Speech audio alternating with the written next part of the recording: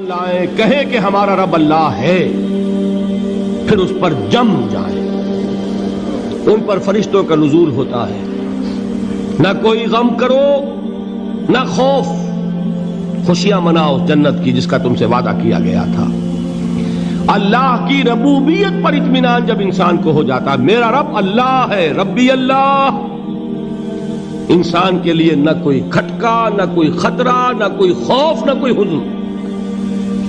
جو کچھ ہو رہا ہے کس کے اذن سے ہو رہا ہے؟ اللہ کے اذن سے۔ اللہ کے اذن کے بغیر پتا تک نہیں ہلتا۔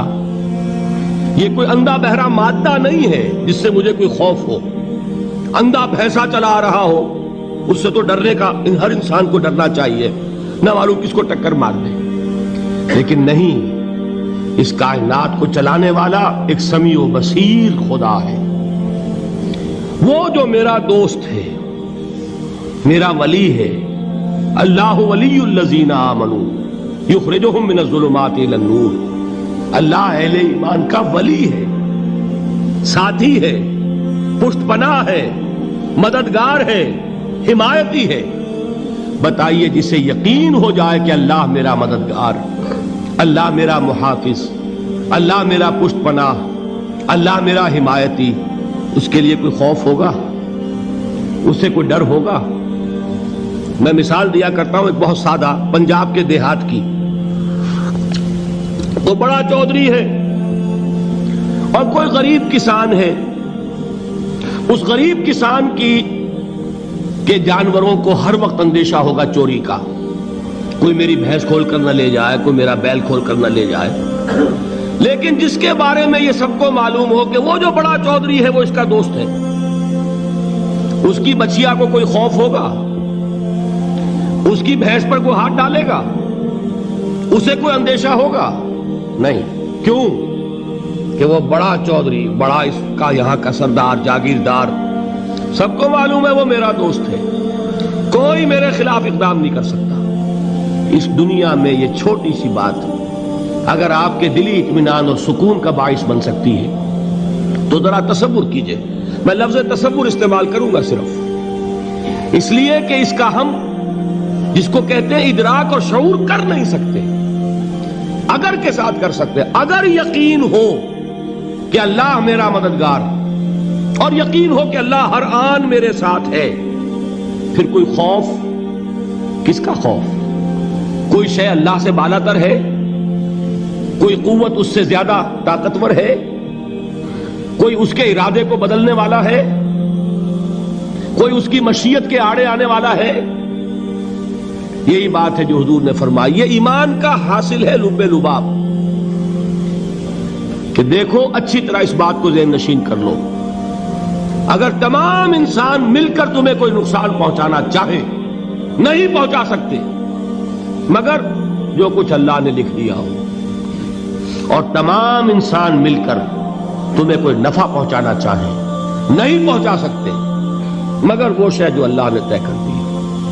آپ پھر میں کہوں گا ذرا طاری کیجئے، اسے فرض کیجئے، اسے سوچئے۔ اگر اس حدیث پر ہمارا دل ٹھکا ہوا ہو تو کسی سے ڈر ہوگا؟ یہ مجھے نقصان نہ پہنچا دے، یہ میری رپورٹ خراب نہ کر دے، یہ میری انکریمنٹ نہ رکوا دے، یہ میرا یہ نہ بگاڑ دے، یہ میرے یہ نقصان نہ پہنچا دے۔ اس کا ڈر، اس کا ڈر، اس کا خوف، اس کی خوشامد، اس کے لیے جا کر طرح طرح سے اپنی عزت نفس کو ذلیل کروانا اس کے سامنے، یہ سب کچھ کیوں کرتا ہے انسان؟ جب سمجھتا ہے کہ اس کے ہاتھ میں میرا کوئی نفع ہے، اس کے ہاتھ میں میرے لیے کوئی ضرر ہے، یہ مجھے کوئی غضب پہنچا سکتا ہے، یہ مجھے کوئی نقصان پہنچا سکتا ہے، یہ میرا کوئی کام بنا سکتا ہے، یہ میری کوئی ضرورت پوری کر سکتا ہے۔ اسی کا نام شرک ہے۔ جہاں آپ نے یہ سمجھا کہ غیر اللہ کے اندر کوئی طاقت موجود ہے، وہی شرک ہے۔ بتوں سے تجھ کو امیدیں، خدا سے نو امیدی، مجھے بتا تو صحیح اور کافری کیا ہے؟ شرک تو یہ ہے۔ جس پر بھی تمہیں یہ خیال ہے، کلمہ ہے یہ کلمہ سوم، لا حول ولا قوت الا باللہ، ذرا اس پر دل کو کبھی اگر آپ تصور کریں، پھر فرض کریں، دل ٹھک جائے اس پر، کوئی طاقت نہیں۔ یہی بات تھی جو شیخ عبد القادر جیلانی رحمۃ اللہ علیہ نے اپنی وصیت میں اپنے بچے سے کہی.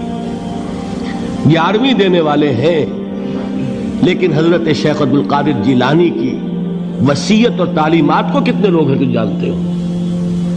یہ جن مقامات تک پہنچے ہیں وہ کس چیز کی بدولت پہنچے ہیں؟ انہوں نے جو پیغام دیا وہ کیا تھا؟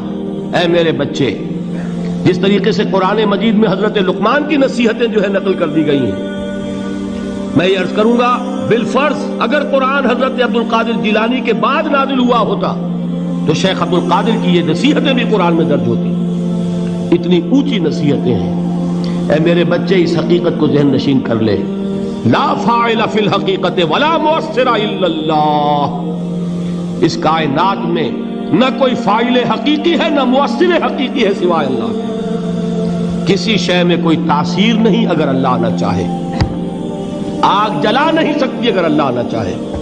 پانی ڈبو نہیں سکتا اگر اللہ نہ چاہے. زہر ہلاک نہیں کر سکتا اگر اللہ نہ چاہے. کوئی چیز فائدہ نہیں پہنچا سکتی اگر اللہ نہ چاہے. تو در در پہ کیوں سر جھکاتے ہو؟ در در پر کیوں جبیں سائی کرتے ہو؟ سب کے سامنے کیوں ہاتھ پھیلاتے ہو؟ ایک اللہ سے مانگو. ایک اللہ کے سامنے زمین پر اپنی جبین رکھو.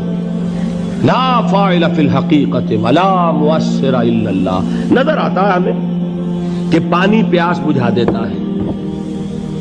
پیاس بجھانے کی صلاحیت پانی میں نہیں ہے، اللہ کے اذن سے. کھانا بھوک مٹا دیتا ہے. بھوک مٹانے کی صلاحیت کھانے میں نہیں ہے، اذن رب میں. دیکھیے یہی یقین تھا. حضرت موسیٰ علیہ السلام کا واقعہ یاد کیجئے. سامنے سمندر آ گیا ہے. قوم دیکھتی ہے پیچھے کہ